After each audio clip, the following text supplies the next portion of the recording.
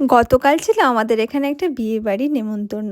আর সেখানে যাওয়ার জন্য একদম সিম্পলভাবে রেডি হয়েছিলাম। আর আজকে আমার সাথে আছে অনু। তো বলুন আমার আজকের লুকটা কেমন লাগছে? চলুন এখন যাব আমরা বিয়েবাড়ি। আর এখানে আসতেই দেখি প্রথমে স্টলের জায়গাটা।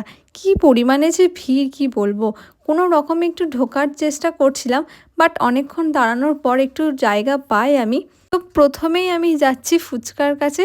আর এখানে এসে আমি প্রথম ৪ পিস ফুচকা খাই, কারণ বেশি কিছু খাওয়া যাবে না আমার, যেহেতু আমাকে ডাক্তার বারণ করেছে তার জন্য। তবে আমি কোনো কিছুই ভালোভাবে ছেড়ে দিই না, সব কিছু একটু টেস্ট করে দেখি জিনিসটা কেমন হয়েছিল।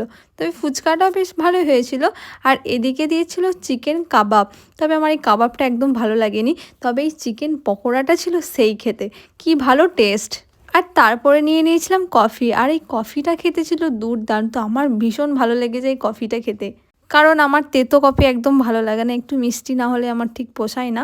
যদিও মিষ্টি খাওয়া বারণ, তবুও খেয়ে নিই, যাই হোক। এদিকে দেখো কুকুরটা কি সুন্দর ডাস্টবিন থেকে সবার খাবারটা খাচ্ছে, কারণ অনেক পরিমাণে খাবার নষ্ট হচ্ছিল। যাই হোক, এরপর চলে যাচ্ছি আমরা প্যান্ডেলের ভেতরে, যেখানে বর আর বউ ছিল। তবে এই প্যান্ডেলটা ছিল দারুণ সুন্দর, একদম খুব পছন্দ হয়েছে আমার এই প্যান্ডেলটা। তবে প্যান্ডেল থেকে বেরিয়ে দেখি এখানে তারে ধোঁয়া উঠছিল, কেন উঠছিল ঠিক বুঝতে পারছিলাম না। যাই হোক, এখনকার ব্লগটা এখানে শেষ করলাম। পরের ব্লগটাতে আমি খাওয়া দাওয়ার পার্টটা নিয়ে আসবো। আজকের মতন টাটা।